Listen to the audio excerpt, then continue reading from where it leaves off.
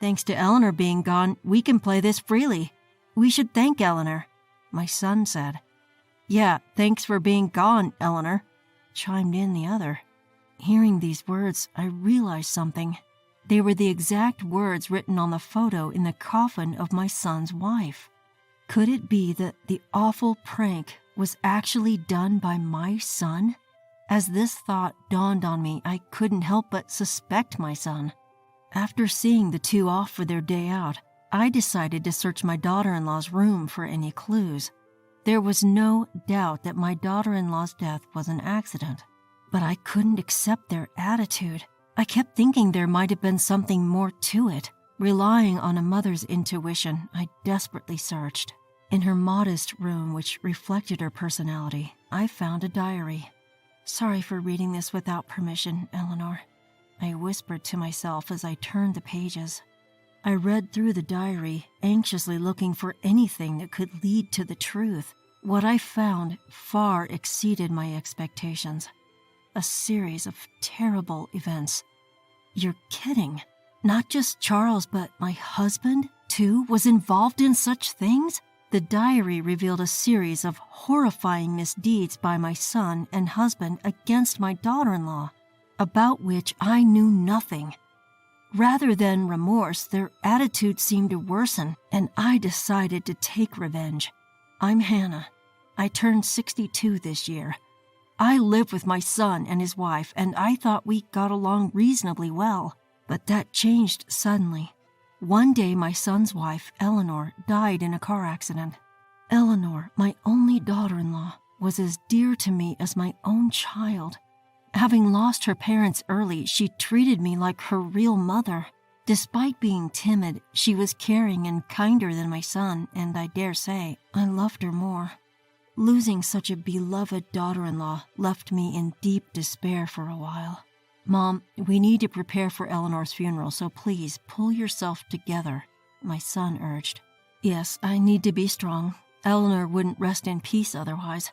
Pushed by my son, I finally faced the reality of Eleanor's accident and started dealing with the arrangements. I was too distressed to notice why my son seemed so unaffected.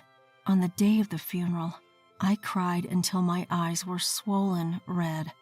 My daughter-in-law was a hard worker, diligently employed at a company owned by my relatives. She was a kind and thoughtful girl, as I often heard, and her funeral was mourned by many relatives. I'm truly grateful for everything. Thank you for becoming my daughter, I said, bidding farewell to the coffin when a photo inside caught my attention.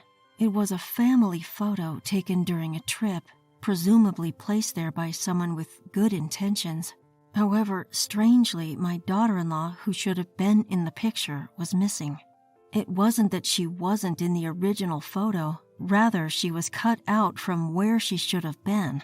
Puzzled, I turned the photo over and saw a handwritten note. Thanks for being gone. Shocked by these horrifying words, I screamed and collapsed on the spot. Mom, what's wrong? This. I showed the photo to my son, pale-faced. He looked surprised but quickly dismissed it, saying, "It's just a prank," and tucked the photo into his pocket before returning to his seat. Unable to believe his reaction, I called out to him loudly, "How can you just call this a prank? It's outrageous to do something like this here." Let's be quiet until the funeral is over. We can talk later. How can I be calm knowing that someone capable of doing this might be here? It's unfair to Eleanor. I pleaded desperately with my son, but he shook his head, unwilling to engage in my concerns. He even seemed annoyed by my raising my voice in such a solemn setting. Fearing someone with malicious intent was among us, I fled the funeral home, intending to report to the police. "Someone here has done something terrible. Please excuse her. My mom is just very confused," my son interjected. The police officers listened sympathetically but said it was impossible to determine who placed the photo. Even when I mentioned the car accident that took my daughter-in-law's life and the apprehended driver, they could only offer troubled looks, unable to pinpoint a suspect. "Enough already," my husband chided. "With all this commotion, Eleanor won't be able to rest in peace."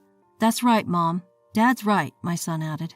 Moreover, my son and husband, the very ones who should have been essential, began to say that I, who was making a fuss over just a prank, was an embarrassment.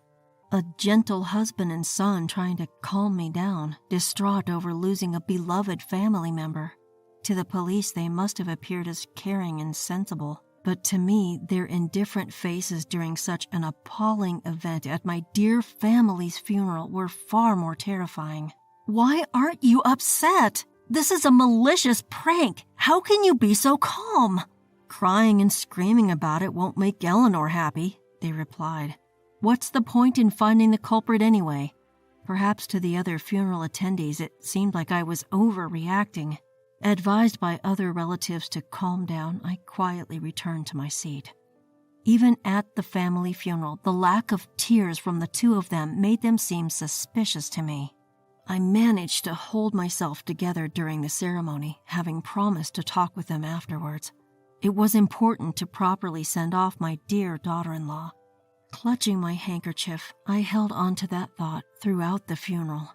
Once it was over and we were back home, we finally had the promised conversation. When I expressed my desire to find the culprit who put that photo there and to demand an apology for my daughter-in-law, they exchanged glances, shook their heads, and said something unbelievable. Maybe Eleanor just incurred someone's wrath. "What did you say?" "It's just a prank. No need to get so worked up about it. There's nothing we can do for Eleanor now anyway." Laughing, they dismissed my concerns and left the room without another word. How could they be so cold? Considering she was so important to them too. I couldn't understand, and I was left with only disappointment in them. After the funeral, they didn't even join me in paying respects to my daughter-in-law's photo, calling it morbid. And they frowned, making things even worse. I began to wonder if one of the two of them had placed that photo. Such thoughts crossed my mind when they started doing something that seemed to confirm my suspicions. My husband, originally the one who was fond of gambling and other such pastimes, influenced my son, who also started going out frequently after the funeral. "You seem to be enjoying yourselves. Quite the lavish lifestyle lately." "It's business as usual, but we've got some extra cash for fun now." "Where did that come from?" "It's Eleanor's insurance money." My son said it nonchalantly, leaving me speechless.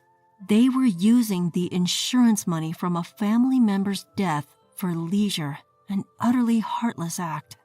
I was at a loss for words, unable to believe them. Ignoring my pale, silent shock, they continued, laughing. "Thanks to Eleanor being gone now, we can play this freely. We should thank Eleanor." "Yeah, thanks for being gone, Eleanor." Hearing this, I realized something.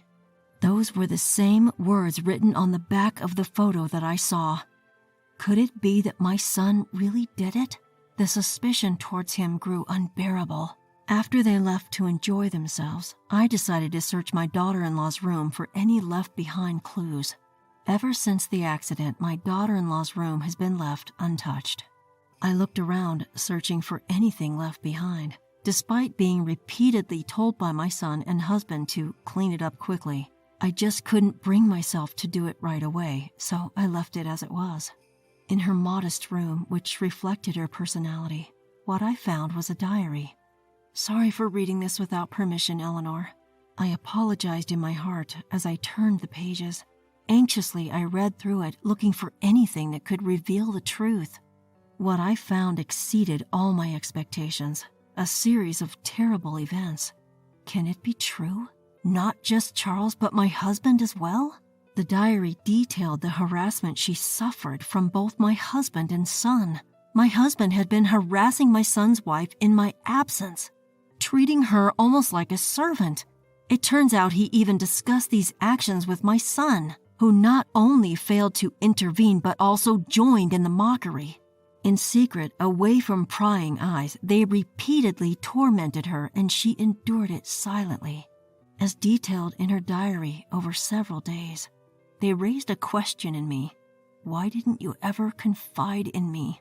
I felt guilty for not noticing her distress, but it troubled me that she never sought my advice, despite regarding me as her own mother. I never heard any of this from her, making me wonder if I had missed her attempts to reach out.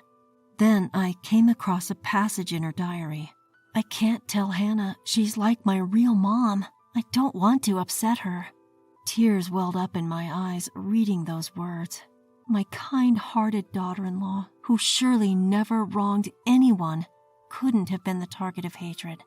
Later in her diary, she debated consulting me, but then the accident happened, taking her life. The thought of her unfulfilled life made my heart feel like it was tearing apart. I clutched the diary, resolving to avenge her. Before my husband and son returned, I made numerous phone calls. To avenge my daughter-in-law, I was ready to bring them down. Fortunately, her character had earned her many allies. Many agreed to help with my revenge. Each call felt like being possessed, urgently seeking assistance. Each time I could speak of her good deeds. "I'll help. I didn't know such things happened. Thank you," I replied, bowing my head even over the phone. Many shared my indignation towards those two. While it was gratifying, it also brought a great sense of regret. I wished I could have told my daughter-in-law how many allies she had. Holding on to my regret for not protecting her, I gathered my resolve. Once everything was in place for revenge, I summoned them to a certain location on a Sunday. It was a restaurant where I first showed my husband the divorce papers I'd filled out. "What? Why all of the sudden?" "It's not sudden. Don't you have any idea why?" "Is this about Eleanor?" I nodded and he sighed heavily. Dismissing it as trivial, he narrowed his eyes, but my determination was unshakable. "Eleanor died in a traffic accident. Why should I get divorced over that?" "Really, no idea? Reflect deeply on your own actions." "Mom, rethink this. There's no need to break up the family over this. You two are the ones who tore it apart. Charles, you too. Leave our house." I demanded my son, who had been acting as a mediator, also leave the house. Realizing his involvement too late, he began to panic. The house we lived in was paid for by my loans. I didn't want these two, who disregarded my beloved daughter, living there any longer. When they realized I was serious, they tried to appease me with jesting apologies. "We're sorry about the prank. If it's money you want, we can give you a share of the insurance money. We could ask the funeral attendees if that makes you feel better, Mom."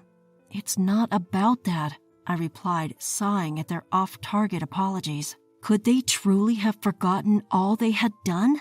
To remind them, I placed my daughter-in-law's diary, which I had brought in my bag, on the table. Initially puzzled, they both turned pale as I began reading aloud. "What's that? Why do you have it?" "It's Eleanor's diary. It seems you both were quite cruel to her when I wasn't looking." "Cruel? We were just being a family." "Treating her like a servant in the house, and that's being a family?" "Yeah, we were. What's wrong with that?" "I was just teaching Eleanor, who had no parents, how to be dutiful." My husband was the first to show his true colors, unabashedly justifying their treatment of her as teaching her dutifulness. For the first time, I felt the urge to slap his detestable face.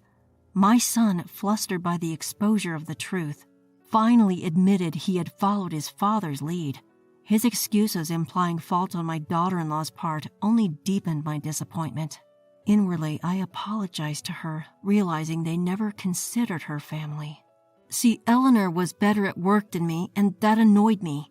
She couldn't even uphold her husband's honor. She was just a daughter who lacked parental guidance. Even after the funeral, she continues to be undutiful. She wasn't your daughter. She was only my daughter. What are you talking about, Mom? I'm your only child. You're no longer my family. Both of you, leave my house now. To me, my real family was only my daughter-in-law. I couldn't consider these two remorseless people as family anymore. As I stood firm, they became defiant, thinking they could intimidate me in a 2-to-1 situation.